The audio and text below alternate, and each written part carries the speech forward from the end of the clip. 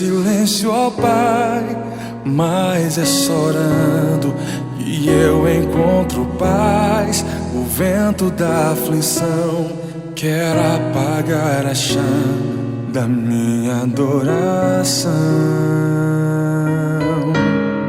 O mundo é um oceano, minha carne é um furacão, minha vida é um barquinho buscando direção. Descansa em minha alma e acalma a tempestade que agita o meu coração. Acalma o meu coração, acalma o meu coração. O vento está soprando, mas é te adorando que venço o mar da aflição. Acalma o meu coração, acalma o meu coração. Só venço esse mundo se for em tua presença. Acalma o meu coração. O barulho do mar vem pra me confundir. Ó Pai, não deixe as ondas minha fé diminuir. Perdoa se pensei que em meio ao teu silêncio não estivesse aqui. Viver na superfície sem poder respirar é o mesmo que morrer por não te adorar. Senhor, sem tua presença minha fé vai naufragar. Acalma o meu coração, acalma o meu coração. O vento está soprando, mas é te adorando que venço o mar da aflição. Acalma o meu coração, acalma o meu coração. Só venço esse mundo se for em tua presença. Acalma o meu coração, acalma o meu coração, acalma o meu coração. O vento está soprando, mas é te adorando e venço o mar da aflição. Acalma o meu coração, Senhor. Acalma o meu coração. Só venço esse mundo se for em tua presença. Acalma o meu coração.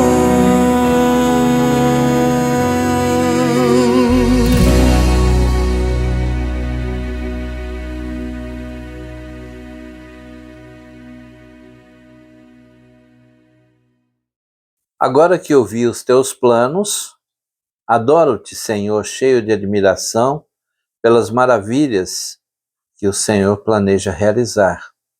Neste momento em que necessitamos tanto de auxílio, aviva a tua obra, tal como fizeste no passado. E mesmo na tua ira, lembra-te da tua misericórdia. Abacuque capítulo 3, versículo 2. Vamos entoar o hino de número 417 do cantor cristão e assim damos início a este culto público de adoração ao nosso Deus.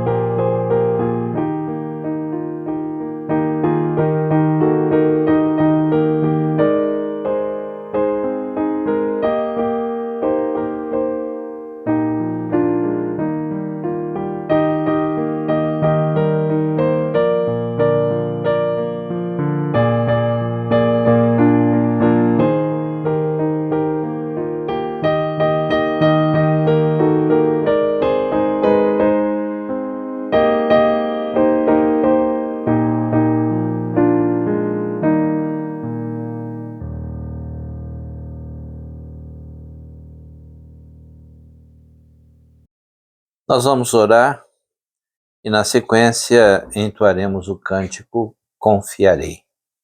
Oremos, irmãos. É com muita alegria, com muita disposição para adorar-te na beleza da tua santidade, ó Pai, que nós nos dirigimos a ti neste momento de culto, momento de adoração, momento de gratidão, por tudo quanto representas na nossa vida e por tudo quanto tens feito para conosco, a despeito de nada merecermos de ti. Pedimos-te, Senhor, que dirijas todo o culto desta noite de acordo com a tua vontade e que cada ato deste culto possa tocar o trono da tua graça.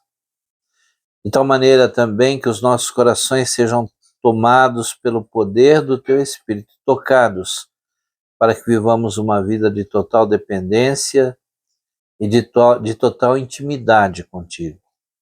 Fala-nos mais uma vez, nós te pedimos, através do Espírito, para que a pessoa do nosso Senhor e Salvador Jesus Cristo seja glorificada e muitas pessoas tenham um encontro pessoal com o nosso Salvador. Oramos em nome de Jesus. Amém.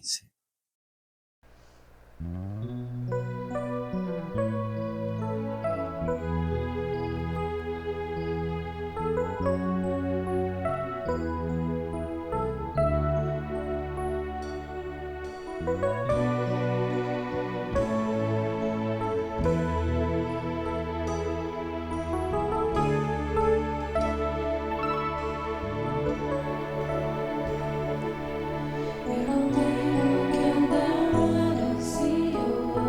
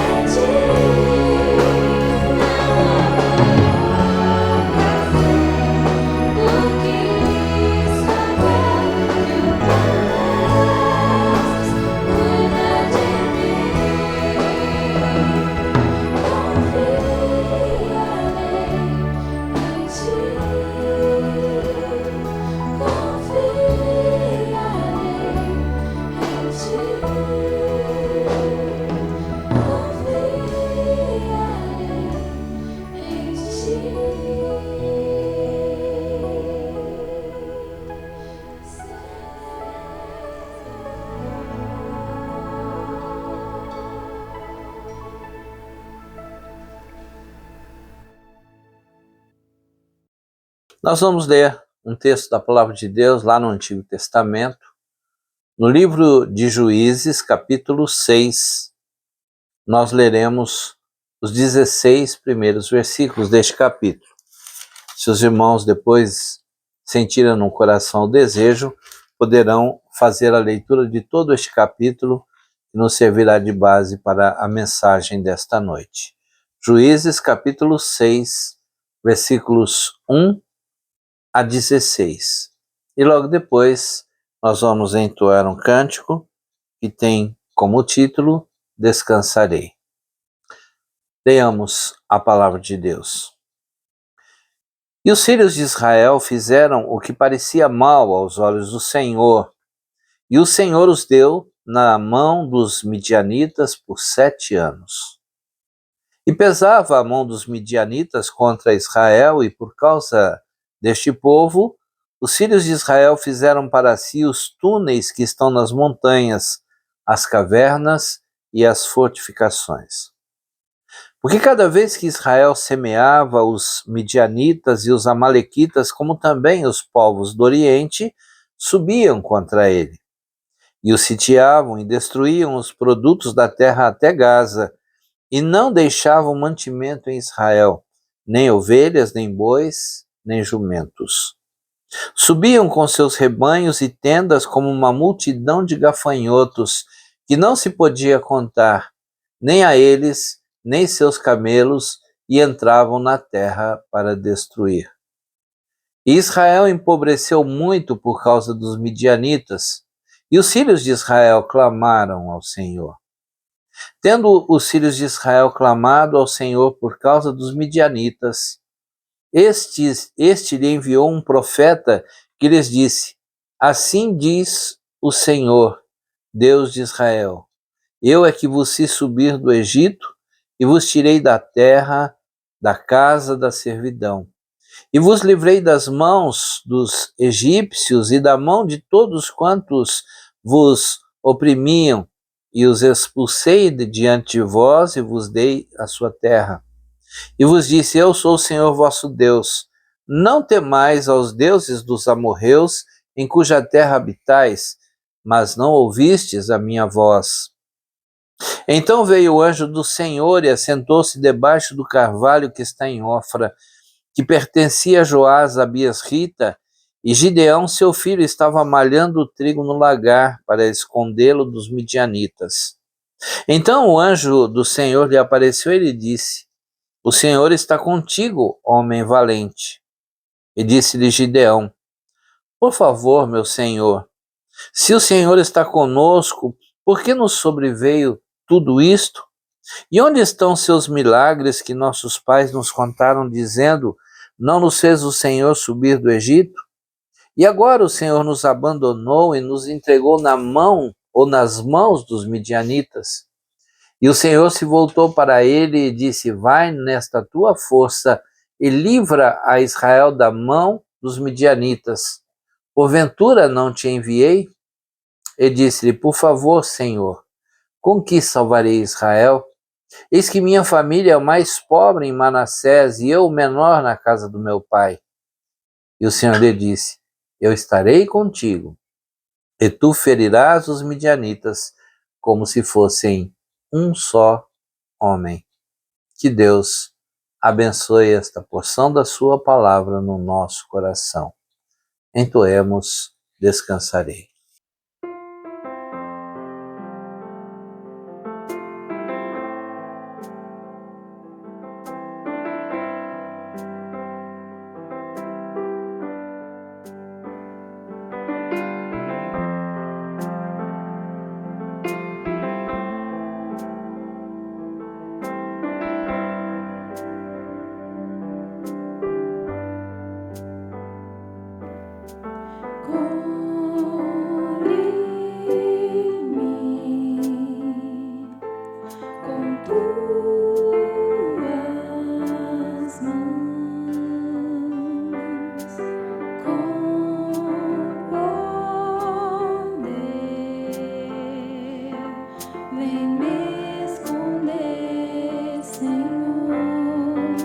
Se o trovão vier nascer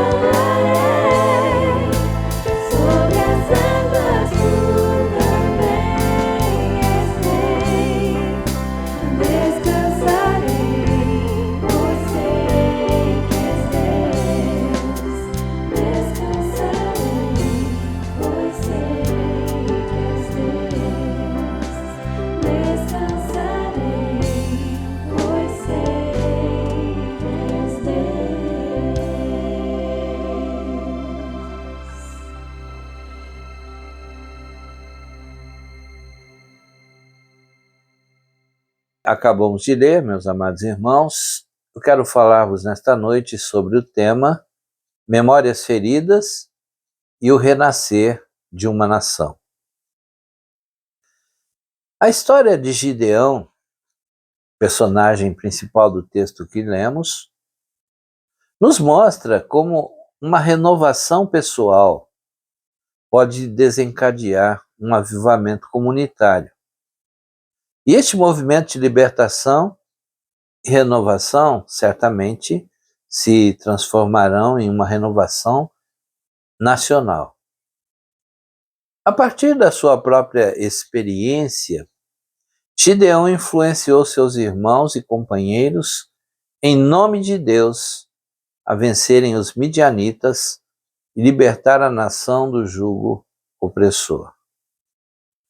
Nos versículos 1 a 10 do capítulo 6 de Juízes, texto que lemos, encontramos a razão para tanta desolação entre o povo de Israel, para que este povo sofresse tanto nas mãos não só dos midianitas, mas também dos amalequitas, dos moabitas, dos amonitas e de tantos outros povos que ao longo dos séculos assolaram a nação de Israel. O texto nos diz que mais uma vez os filhos de Israel fizeram o que era mal aos olhos do Senhor.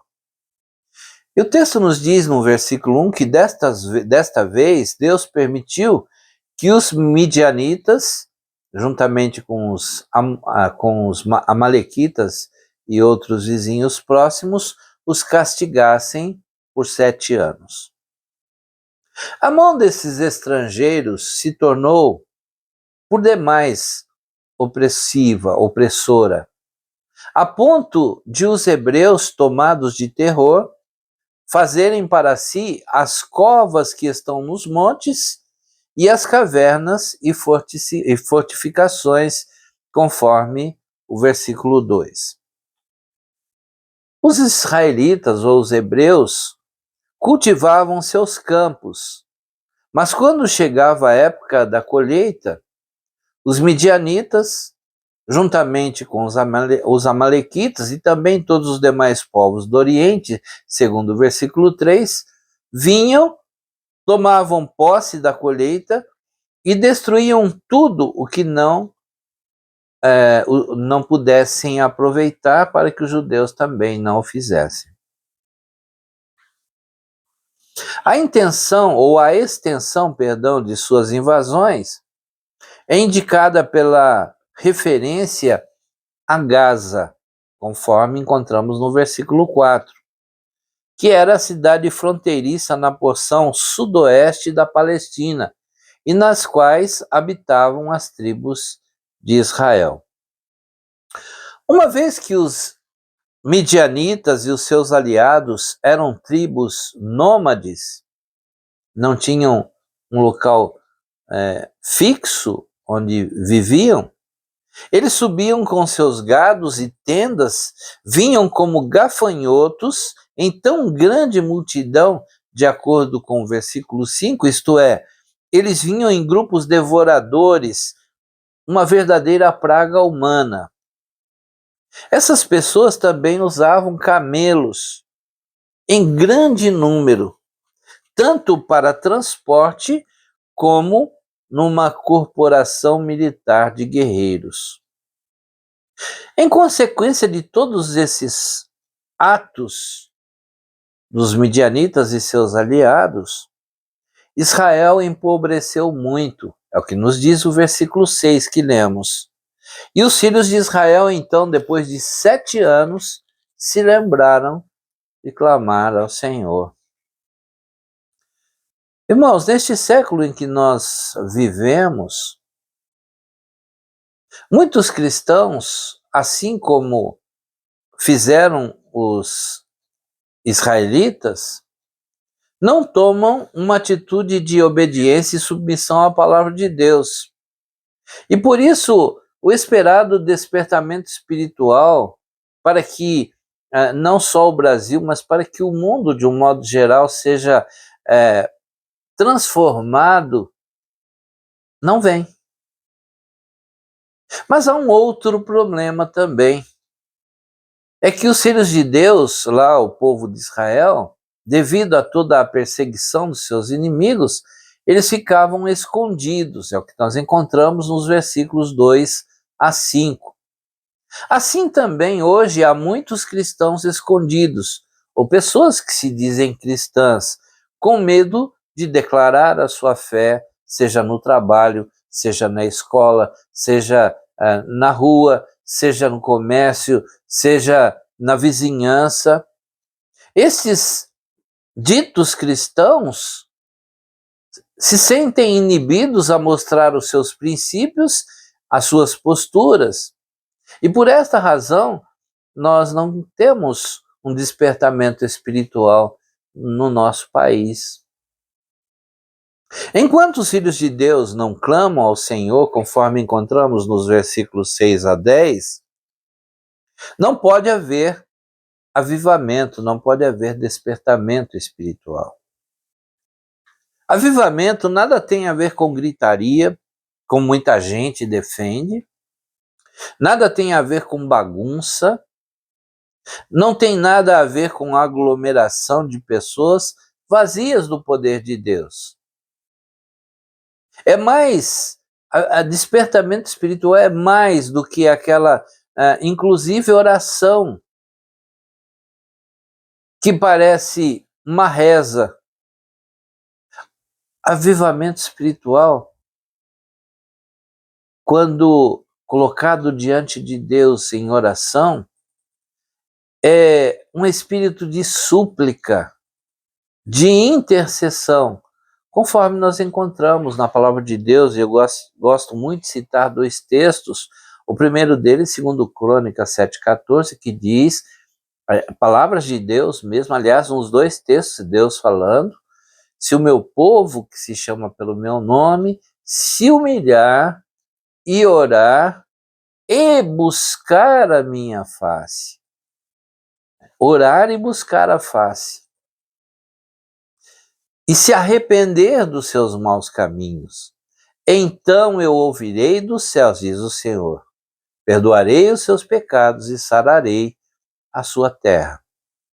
Em Jeremias 33, versículo 3, o Senhor diz: clama a mim e responder-te-ei, e anunciar-te-ei coisas grandes e diante de vós ainda ocultas, coisas que não sabes, mas coisas que Deus quer fazer, que Ele pode fazer, porque Ele tem todo o poder no céu, na terra, debaixo da terra, porque Deus é o Senhor de tudo.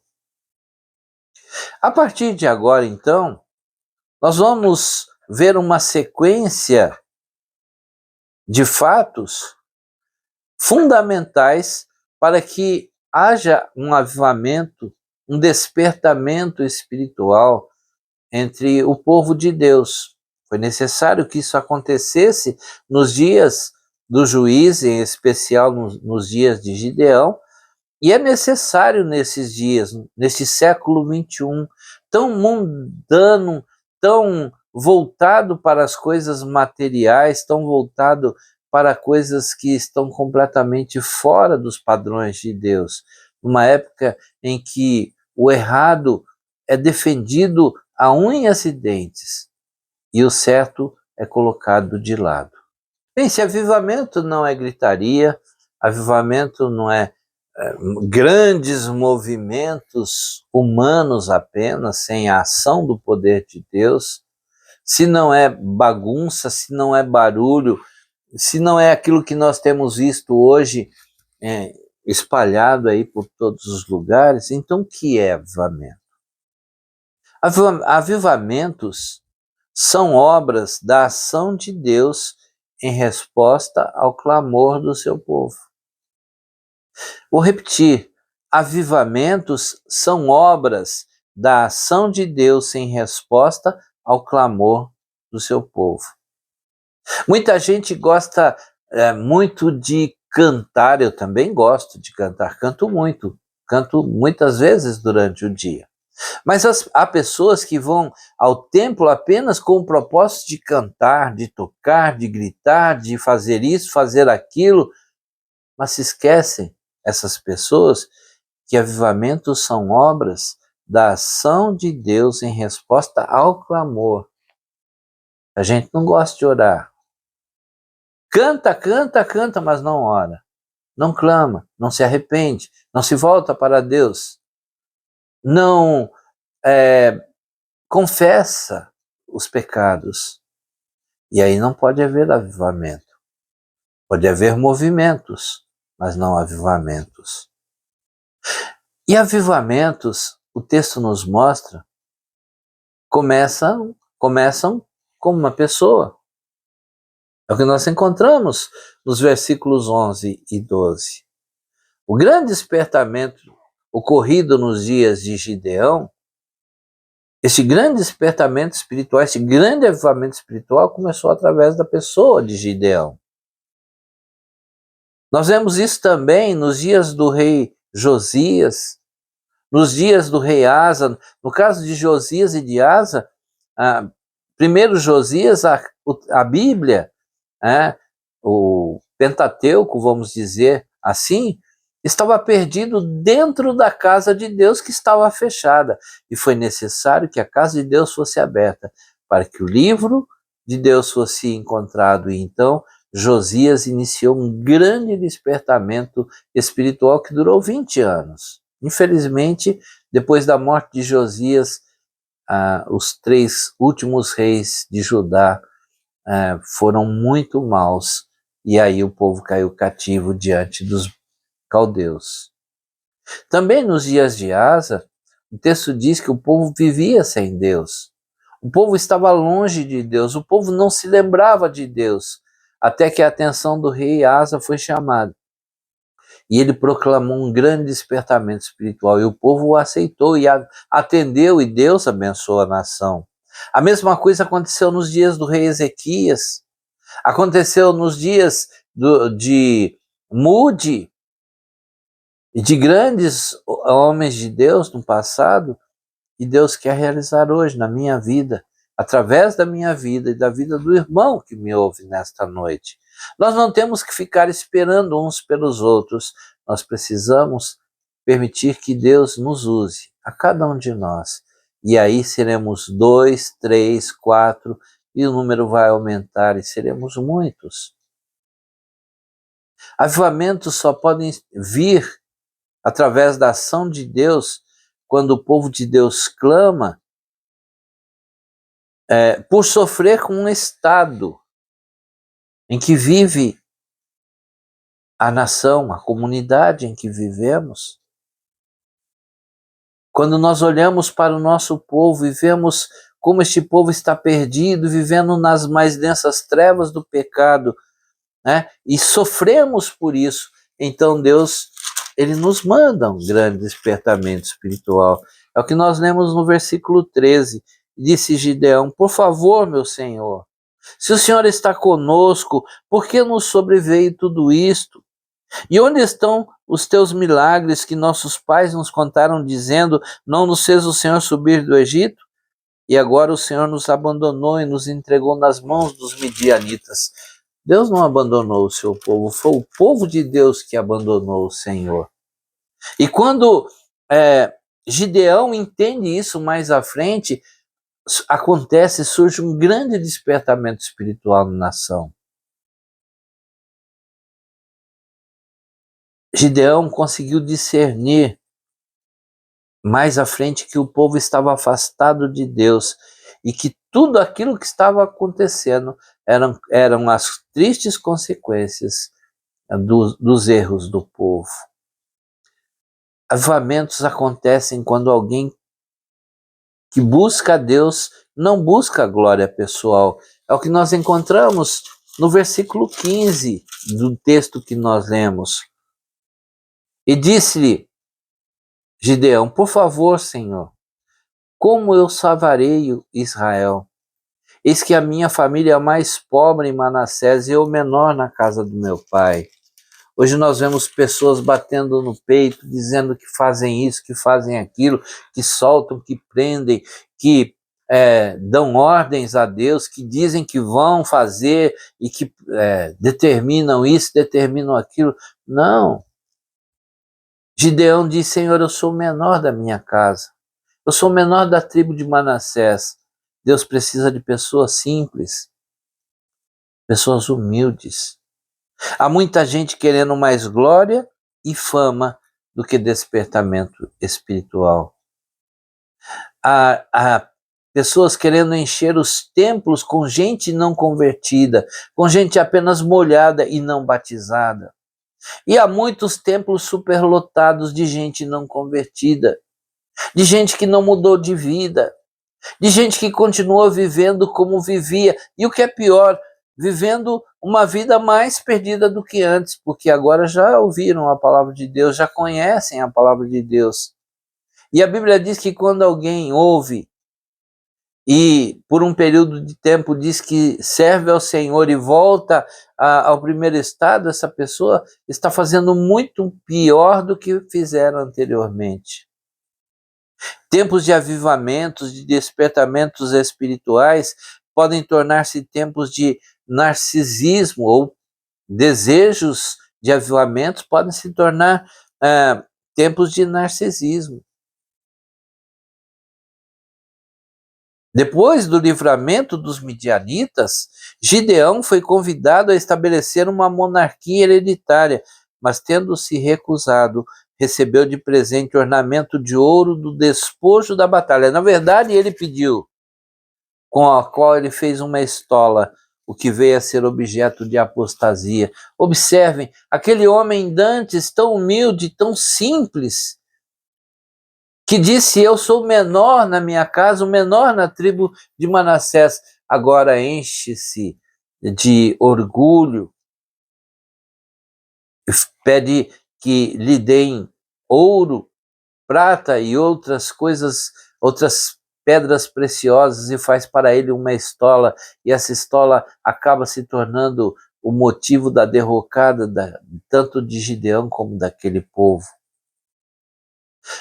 Avivamentos acontecem quando alguém que busca genuinamente uma experiência com Deus procura passar isso para as outras pessoas. É o que nós lemos nos versículos 17 a 24 do capítulo 6 deste livro de Juízes. Eu preciso ler estes versículos para que todos possam entender. Capítulo 6, versículos 17 a 24. E disse Gideão: se achei graça diante dos teus olhos, Senhor, dá-me um sinal que és tu quem falas comigo. Por favor, não te apartes até que eu volte e traga a minha oferta e a coloque perante ti. E disse: ficarei até que voltes. Gideão entrou e preparou um cabrito e pães ázimos de uma efa de farinha. A carne pôs num cesto e o caldo pôs numa panela, e trouxe tudo até debaixo do carvalho e o apresentou ao anjo de Deus. E o anjo de Deus lhe disse: toma a carne, os pães ázimos, e põe-nos sobre esta rocha e entorna o caldo. E ele fez assim. E estendeu o anjo do Senhor a ponta do cajado que estava em sua mão, e tocou, a carne e os pães ázimos, e subiu fogo da rocha, e consumiu a carne e os pães ázimos, e o anjo de Deus apareceu da sua vista. E Gideão viu que era o anjo do Senhor, e disse: ai de mim, Senhor, que viu o anjo do Senhor face a face. Mas o Senhor lhe disse: paz seja contigo, não temas, não morrerás. E Gideão construiu ali um altar ao Senhor, e lhe chamou: o Senhor é paz. Até o dia de hoje está o altar em Ofra dos Abiesritas. Eu repito, avivamentos, despertamentos espirituais só podem acontecer quando alguém busca genuína experiência com Deus, como Gideão nos versículos que acabei de ler. É possível haver grandes movimentos, sem, no entanto, a ação do Espírito Santo de Deus. Mas há uma segunda verdade neste texto para a qual quero chamar a atenção dos irmãos, para depois concluir. Avivamentos começam com atos de purificação pessoal e familiar. É o que nós encontramos nos versículos 25 a 32. O texto nos diz que Gideão destruiu os altares que havia na casa do seu pai, entre o seu povo. É preciso destruir nossos ídolos particulares e edificar um altar no nosso coração a Deus, conforme nos diz o versículo 26. Na verdade, Deus está dizendo: edifica ao Senhor teu Deus um altar no cume deste baluarte, num lugar plano, e toma o segundo boi e oferece em holocausto com lenha que cortaste no bosque. Se o irmão quer um avivamento, é preciso que sejam destruídos os deuses para os quais, porventura, possamos estar prestando culto. E quem podem ser esses deuses? Pode ser o desejo de manter uma posição social elevada. Pode ser o culto ao físico. Nós vivemos uma época em que as pessoas prestam culto ao próprio físico. Pode ser a esposa, pode ser o marido, pode ser a carreira, podem ser ideologias, podem ser líderes, orgulho, autopromoção, pode ser o dinheiro. Há muita gente oferecendo holocausto a deuses que não são o Deus verdadeiro. E por isso, nós estamos, infelizmente, longe de ver um despertamento espiritual entre o povo de Deus neste país. Nós vemos muito burburinho, muito disse-que-disse, muita falação, mas pouco testemunho. Eu digo sempre que o povo, e eu não digo porque eu penso isso, é porque está na palavra de Deus. As pessoas estão mais querendo ver do que ouvir. Elas querem ver o testemunho dos verdadeiros salvos por Jesus Cristo e não simplesmente ouvir destas pessoas que elas são servas de Jesus Cristo. É preciso dizer, mas principalmente viver.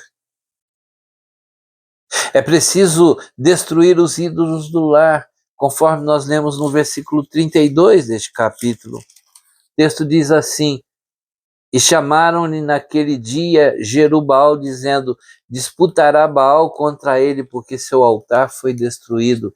No lugar de Deus lá estava Jerubbaal, ou Baal, que era uma entidade composta por mais de 70 deuses. E quantas pessoas estão vivendo desta maneira? Eu não sei qual pode ser o seu Deus, o seu ídolo. Abraão, em determinado momento da sua vida, colocou Isaac como ídolo seu. Há muita gente colocando a família acima de Deus, acima do reino de Deus, colocando o trabalho acima de Deus e do reino de Deus, colocando seus próprios interesses, colocando tantas coisas passageiras acima de Deus e do reino de Deus. Se o irmão quer avivamento, quer um despertamento espiritual, é necessário derrubar as frentes de Baal dentro de casa. É preciso destruir os altares do ódio, da amargura, da violência contra aqueles mais próximos. Muitas famílias vivem em pé de guerra e é preciso destruir o rancor de dentro do lar e da vida de todos aqueles que se dizem servos de Deus.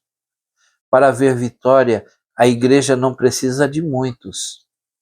Gideão venceu os midianitas e amalequitas com apenas 300 homens. E aí quem está me ouvindo vai dizer: mas 300 eram bastante pessoas. Não.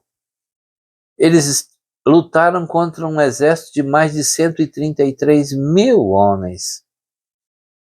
Então eles eram poucos. Deus não precisa de muitos, Ele precisa de pessoas fiéis.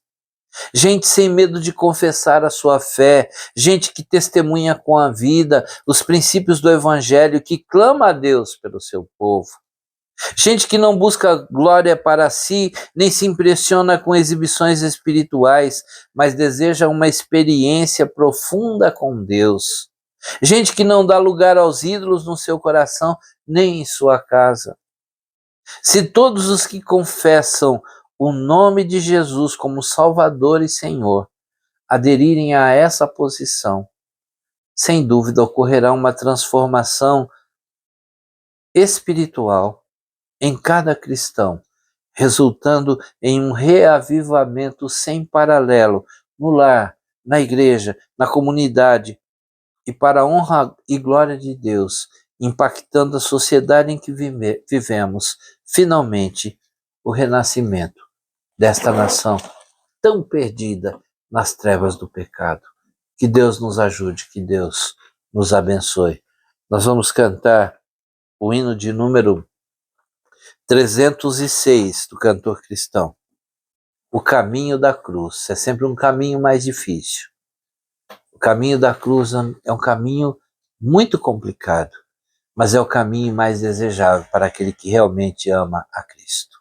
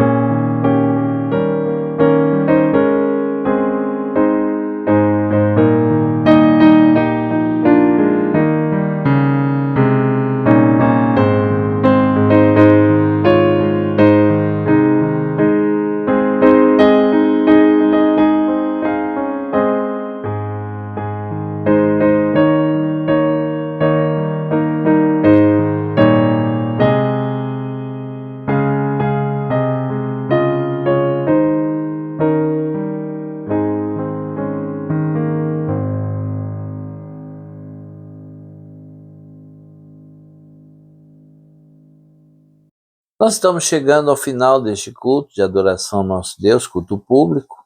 Manteremos culto de adoração pessoal, mas nós vamos orar e o meu desejo é que Deus a todos abençoe e a todos conceda uma semana de muitas bênçãos.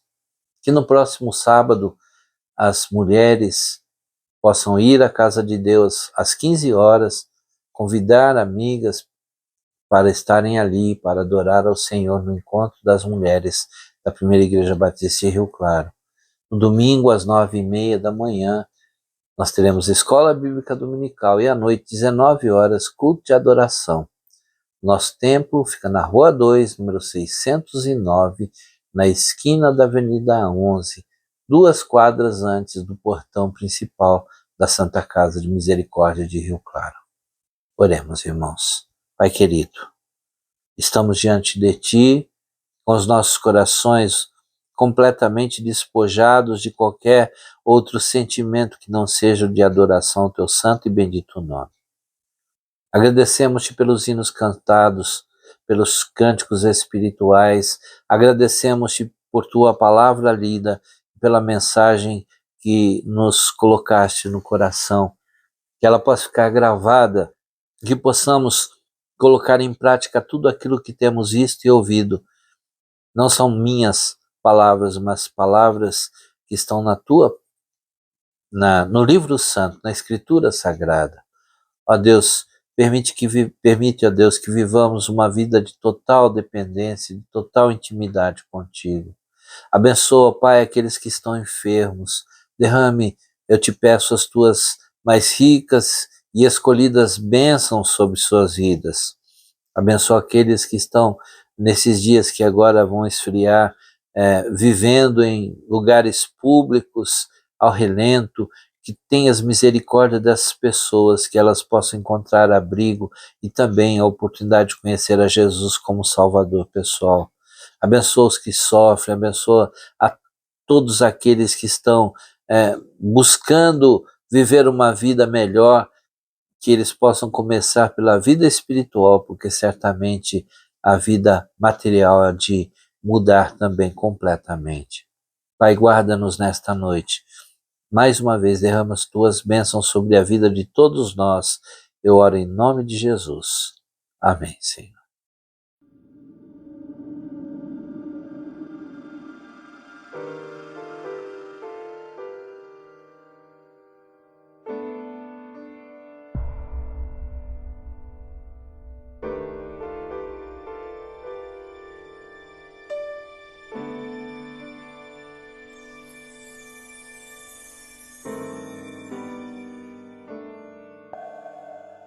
Você faz parte do sonho de Deus, por suas mãos criado, herdeiro do reino dos céus.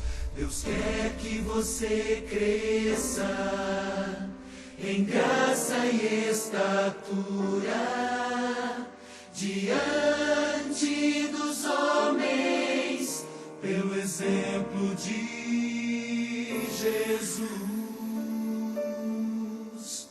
diante do universo, obra-prima dos seus dedos. Como pode um ser humano tão pequeno ser lembrado?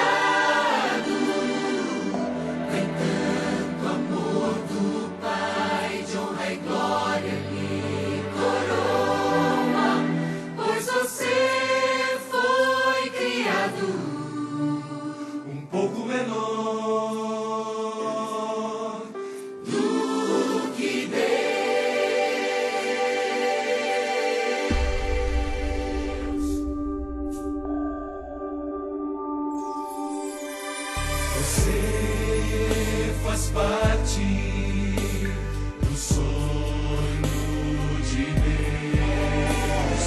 Nada se compara ao amor do Filho seu. Sobre todas as obras de suas mãos, exerça poder e domínio.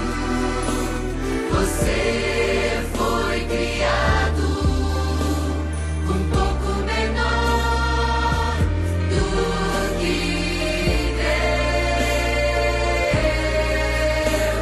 diante do universo, obra-prima dos seus dedos.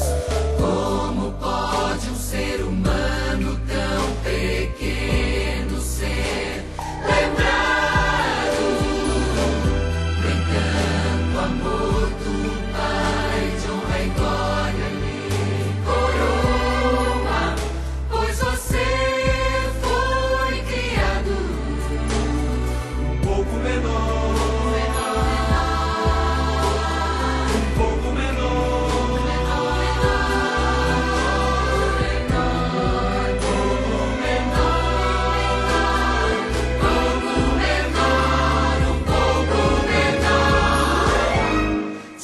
fonte do universo, obra-prima.